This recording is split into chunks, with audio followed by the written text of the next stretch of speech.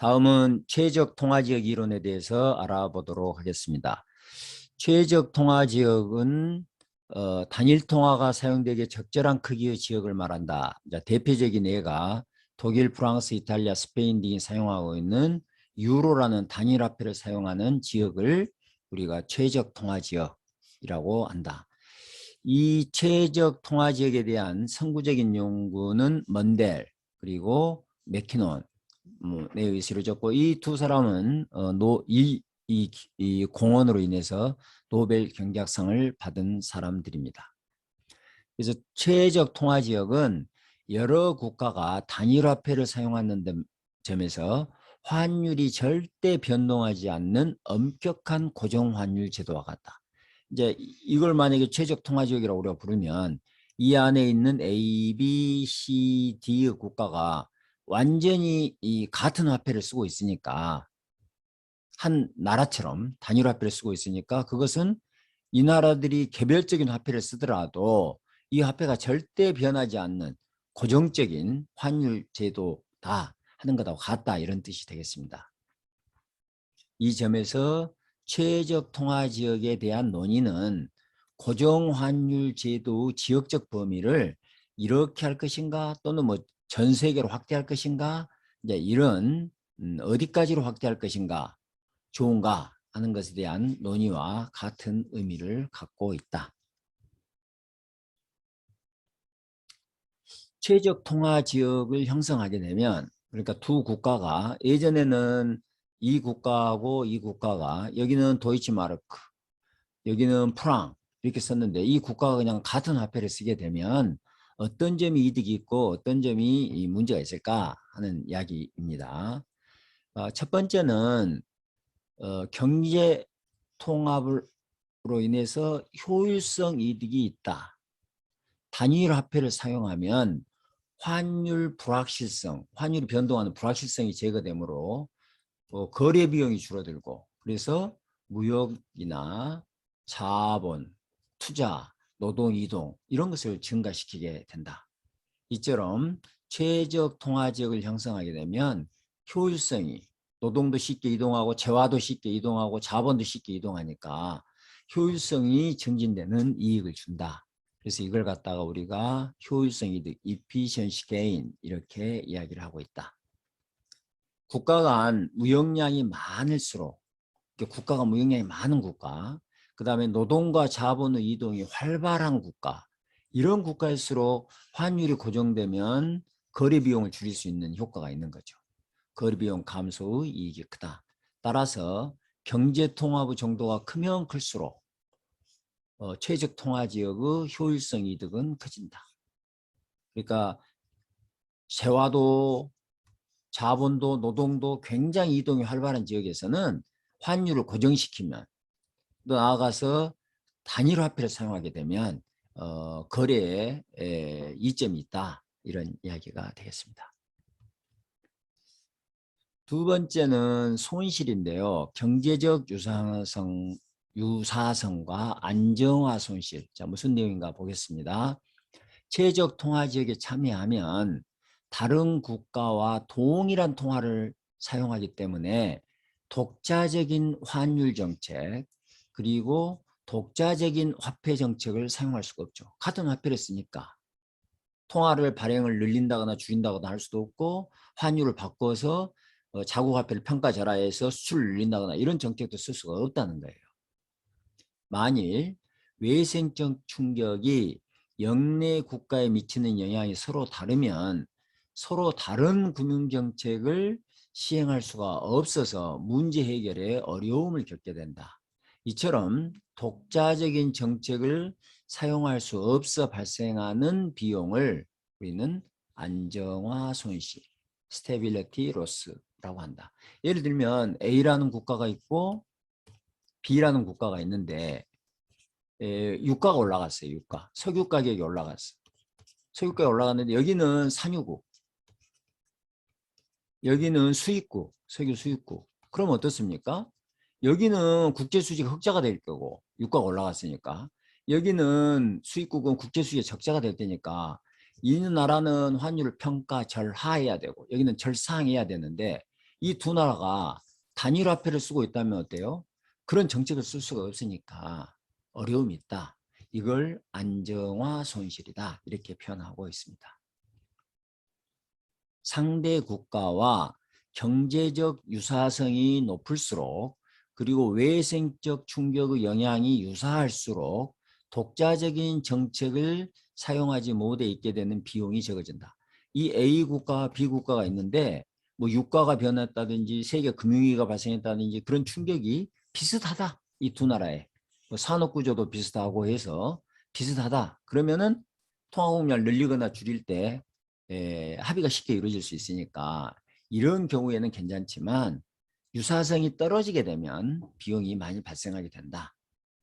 따라서 경제적 유사성이 높은 국가와 최적 통화 지역을 형성하는 것이 바람직하다. 그러면 우리가 최적 통화 지역에 참여할 것인가 말 것인가를 결정하는 요인은 뭐가 있을까? 어떤 국가의 다른 국가들하고 최적 통화 지역은 예를 들면 이렇게 여러 나라들이 지금 단일 통화를 쓰고 있는데 내가 여기에 들어가서 단일 통화를 쓸까 말까 하는 것을 결정할 때는 뭘 생각해야 되겠어요? 아까 이야기했듯이 기본적으로는 이 국가들하고 무역, 노동, 자본 이동이 활발한가, 그래서 경제 통합 정도가 높은가 하는 걸 봐야 되겠고, 두 번째는 안정화 손실 측면에서 이 나라들의 산업 구조하고 우리가 유사한가, 유사성이 높은가.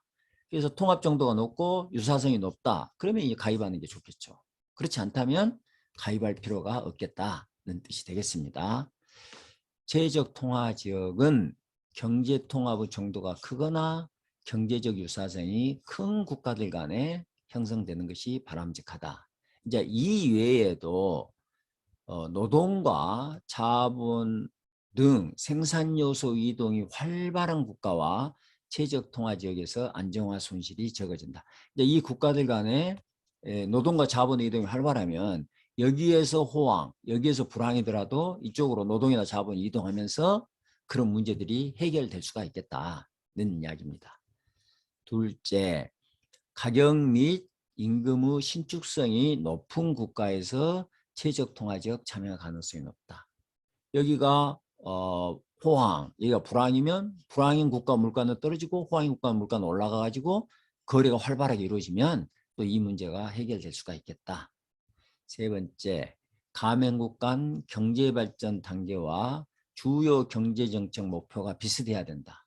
이렇게 있는데 A 국가는 실업을 더 중시하고 B 국가는 인플레이션을 더 중시하는 경제정책 목표가 다르니까 같은 유사한 정책을 쓰기가 어렵다는 거죠.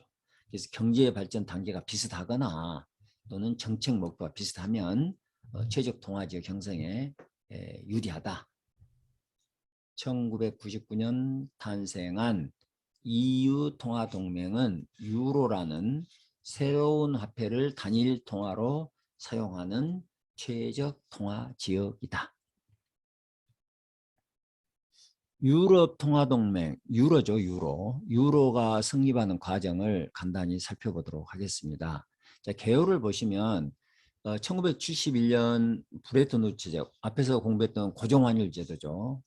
이제 붕괴되니까 이제 EU가 그 고정환율 제도를 넘어서 어떻게 환율 제도를 국제통화제도로 가져야 될 것인가 하는 고민을 하게 되는 거죠.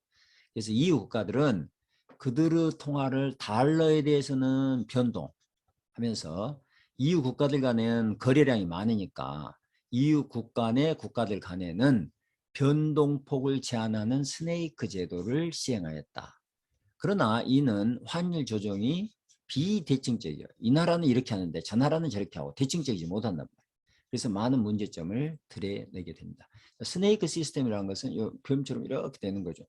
자기들끼리는 환율을 고정시키고 미국 달러에 대해서는 이렇게 환율을 변동시키는 제도다, 이렇게 생각하시면 되겠습니다.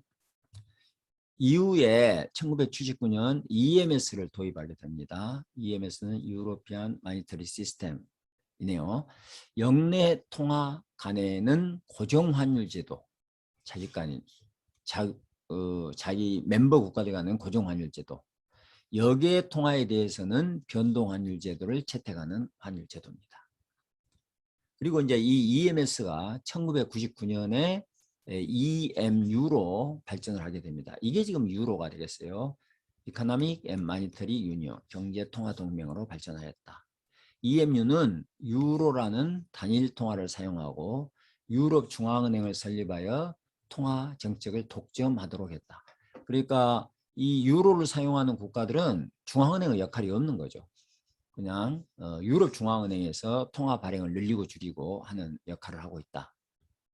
현재 28개 EU 가맹 중에서 19개 국가가 유로를 공식통화로 사용하고 있다.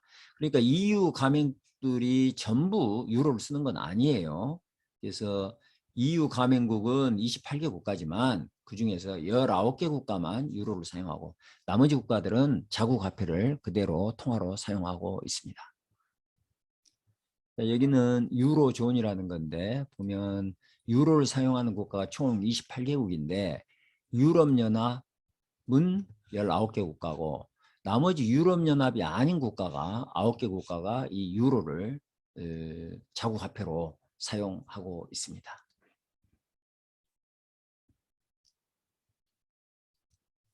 EMS 설립 아까 그 개요에서 간단히 살펴봤습니다만은 뭐 내용 간단히 읽으면서 넘어가도록 하겠습니다. 79년부터 98년 동안 유지됐고 92년, 93년에 외환위기가 발생합니다. 유럽에서.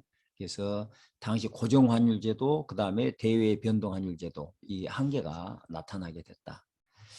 국제 자본 이동의 규모가 커진 상황에서 경제의 불안정성을 완화하기 위해서는 국가 간 거시 경제 정책의 조화가 필요했다. 국가마다 자율적인 정책을 폈더니 국제 수지를 원만하게 조정해 나가는 게 쉽지가 않았다. 이런 이야기가 되겠습니다. 이에 EU 회원국들은 마스트리히트 조약을 체결하고 이것을 바탕으로 지금 이 유로가 탄생하게 된다. 그래서 1989년에 유로 EMU는 1999년부터 시작되는 거죠. 그러니까 10년 전 이야기죠. 그 전 10년 전에 EMU 3단계 이행 계획을 제안하고 있습니다. 그래서 1단계가 여기 환율 조정에 참여해라. 두 번째는 환율 변동폭을 줄여라. 그리고 거시경제 정책을 자유롭게 사용하지 말고 EU 통제 아래에 두어라. 마지막 3단계는 EU 내 모든 국가 통화를 단일 통화로 대체하자. 이게 이제 나중에 유로가 되는 거죠. 모든 통화 정책을 유럽 중앙은행에 맡기자. 이게 이 3단계 계획을 지금 10년 전에 유로가 탄생하기 전 10년 전 이야기입니다. 10년 전에 이행 계획을 만들고 10년 후에 유로가 탄생하게 됩니다. 그래서 이제 EU 회원국들이 이 유로 최적 통화 지역에 참여하기 위해서는 거시경제 수렴 기준을 충족해야 되는데 하나는 물가 기준이고 인플레이션이 다른 나라에 비해서 너무 높아서는 안 된다는 겁니다. 인플레이션이 가장 낮은 3개 회원국들보다 1.5% 이상 높지 않아야 된다. 인플레이션을 안정적으로 유지해야 된다. 두 번째는 금리가 너무 높거나 낮아서는 안 된다. 가입하기 전 1년간 평균 명목 장기 금리가 소비자 물가 상승률이 가장 낮은 3개국 회원국의 명목 장기 금리수 2% 이상 높지 않아야 된다. 평균 금리보다 2% 이상 높지 않아야 된다. 뭐 평균 인플레이션보다 1.5% 이상 높지 않아야 된다. 그 다음에 재정 기준. 예외적이고 일시적인 상황을 제외하고는 재정 적자가 3%를 넘지 않아야 되고 공공부채가 60% 이하여야 된다. 자, 마지막으로 환율 기준은 ERM 환율 변동폭, 허용폭 내에서 안정적으로 유지해야 된다. 그러니까 물가도 안정적으로 금리도 다른 나라하고 비슷하게 우리가 고정환율 제도에서는 R 있고 R 스타라고 우리가 배웠잖아요. 두 나라의 환율이 이자율이 같아야 된다. 그 다음에 정부 지출을 너무 늘리거나 줄이면 그것이 환율에 영향을 미치게 되니까 이것도 좀 제한을 둬야 된다. 그 다음에 환율을 안정적으로 유지해야 된다. 이게 지금 EU로에 가입하기 위한 수렴 기준이 되겠습니다. 이러한 제약을 가한 이유는 유로 가치를 안정적으로 유지하기 위한 것이고, 3회, 이 3회의 재정 기준은 유로에 가입하면 통화 정책은 우리가 사용할 수가 없잖아요. 그런데 3호 기준을 보면 재정 정책도 통제 제약을 받게 된다. 재정 정책의 자율성을 속박하고 있다. 독립적인 통화 정책을 시행할 수 없는 상황에서 재정 정책 시행에도 제약이 있다. 그래서 국내 문제를 해결할 수 있는 정책 수단이 지극히 제약될 수밖에 없다. 통화 정책 사용할 수 없어. 환율은 고정돼 있으니까 환율 정책은 아예 없어. 그런데 재정 정책도 통제를 받아야 돼. 그러다 보니까 이 최적 통화 지역 내의 국가들이 독자적인 거시경제 정책을 사용하기가 어려워진다. 이런 이야기가 되겠습니다. 11개국은 위의 수렴 조건을 충족시켜 1999년에 EMU 창립 국가가 되었고, 그리스는 이 조건을 충족하지 못했습니다. 그래서 충족한 이후인 2001년 1월에 EMU에 늦게 한 2년 뒤네요. 2년 뒤에 EMU에 가입을 하게 됩니다. 이건 지금 달러하고 엔화에 대해서 유로화가 가치가 올라갔을까 내려갔을까를 보여주는 환율입니다. 그래서 달러에 대해서 유로 환율이 어떻게 됐는가, 엔화에 대해서 유로 환율이 어떻게 됐는가. 파란 선이 달러에 대한 환율, 점선은 엔화에 대한 환율이 되겠습니다. 보시면 여기가 100이니까 맨 처음에는 유로화 가치가 하락하다가 지금 환율이 떨어졌잖아요. 달러나 엔화에도 환율이. 그러니까 여기는 유로화 가치가 올라갔다고 볼 수 있겠고, 유로 가치가 쭉 이렇게 여기가 100입니다. 달러에 대해서는 유로 가치가 쭉 더 높게 평가되다가 최근 들어서는 뭐 출범 시기하고 비슷해졌다, 이렇게 보시면 되겠고, 여기는 어디가 가치가 높아진 거죠? 엔화 가치가 유로 가치에 비해서 상대적으로 높아진 시기였다, 이렇게 이해하시면 되겠습니다.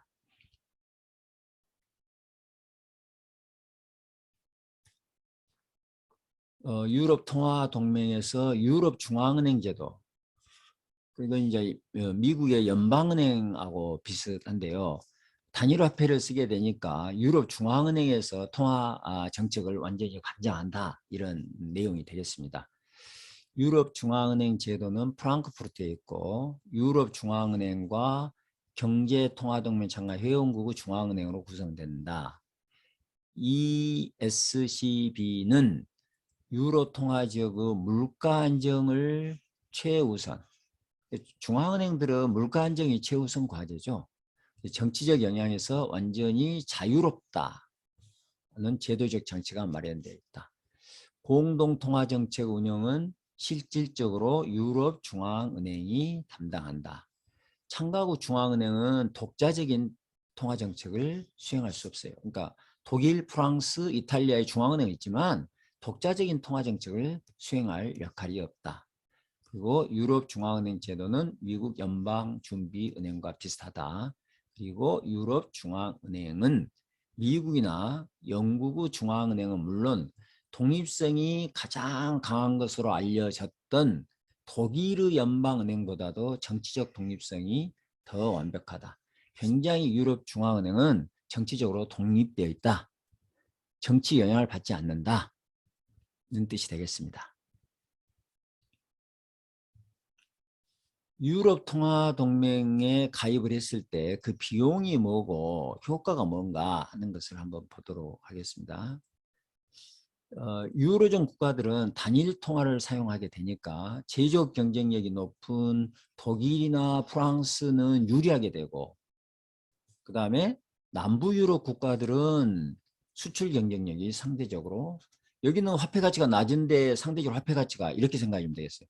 화폐 가치가 낮았던 국가들이 화폐 가치가 올라가고, 화폐 가치가 높았던 국가들이 상대적으로 화폐 가치가 떨어지니까 여기는 수출 경쟁력이 생기는 거죠.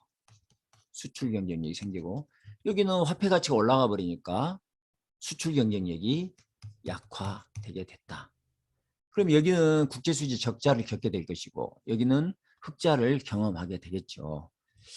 이에 남부 유럽 국가들은 경상수지 적자가 늘어나면서 외채가 증가했고, 그리스는 2008년 세계 금융위기가 발생하자 환율 정책도 쓸 수 없어, 통화 정책도 쓸 수 없어. 그래서 위기에 봉착하게 됩니다. 유로존 국가들 사이의 재화와 노동의 이동이 미국 주 사이처럼 자유롭다면 문제 해결이 훨씬 쉬웠을 것이다. 그러나 미국과 달리 유로존 국가들 사이에는 언어, 문화의 차이가 있기 때문에 노동의 이동에 제약이 있다. 위기 극복을 위해 독자적인 재정 정책을 사용할 수 있으나 이의 사용도 크게 제약다. 우리가 앞에서 봤죠? 이것도 사용할 수는 있지만 마음대로 사용하기가 없다. 이거 제약이 되어 있다. 이겁니다. 자, 이 내용은 이런 내용입니다. 자, 독일은 잘 나가요. 그 다음에 그리스는 어려워. 근데 미국에 이렇게 한번 해볼까요? 캘리포니아는 잘 나가. 근데 이쪽 텍사스는 어려워. 그러면 여기에 있는 사람들이 이쪽으로 캘리포니아 쪽으로 이동하면 여기는 임금이 올라갈 것이고 여기는 임금이 상대적으로 떨어지면서 문제가 완화된다 이거예요. 근데 독일하고 그리스 사이에서는 이런 문제들이 해결하기 어렵다. 또 여기서는 여기가 돈을 많이 버니까 이쪽으로 보조금도 줄 수 있고 또 여기에다 재정 지원을 해줄 수가 있어요. 근데 여기는 독일하고 그리스가 다른 나라다 보니까 이쪽에 노동이나 자본이 이동하기도 쉽지가 않고 또 이쪽에서 지원금을 주기도 쉽지가 않다. 그래서 어려움이 있다. 그래서 통합의 비용이라고 이야기하고 있습니다. 그렇다면 이익은 뭐가 있을까? 이익이 있으니까 가입을 했을 거 아니에요? 단일통화 사용으로 시장 규모가 확대되고 환율 변동의 위험이나 환전 비용이 감소해요. 그래서 무역과 투자가 크게 증가하게 된다. 또 단일 통화를 사용함으로써 경제적 유상이 제고되고 대외 협상력이 높아졌다. 이것은 이제 남부 유럽 같은 경우에는 이런 문제들이 경제적 유상이 제고된 거죠. 셋째, 인플레이션이 높았던 남부 유럽 국가들은 인플레이션이 안정되었다. 이 그림을 한번 볼까요? 여기 보면 그룹 A, 이게 지금 남부 유럽 국가들이고 그룹 B, 자세한 국가명은 여기 줄을 보시면 되겠습니다. 이게 지금 북유럽 국가들, 북부 유럽 국가들 보면 인플레이션율이 여기는 남부 유럽 국가들이 대체적으로 높았어요. 그런데 1999년 여기죠. 유로가 통화되면서 인플레이션율이 남유럽, 북유럽 국가들이 비교적 유사한 수준으로 안정적으로 유지가 됐다. 인플레이션이 높았던 남부 유럽 국가들의 인플레이션이 안정되었다. 이렇게 보면 되겠습니다. 마지막으로 유로화가 국제통화로 위상이 높아짐에 따라서 세뇨리즈 이익을 국제통화 기능이 확대되니까 세뇨리즈 이익을 얻게 된다. 이제 박스에 보면 그리스가 유로존 가입이 적절히 했을까? 이제 논의는 이런 겁니다. 우리가 앞에서 국제 최적 통화지역에 가입하기 위해서는 이들 국가들하고 통화부 정도가 높아야 된다. 거래량이 많아야 되는 거죠. 통화부 정도가 높아야 된다.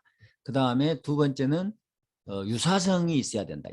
유사성이 있어야지 이 단일 통화 정책을 같은 통화 정책을 쓸 수가 있잖아요.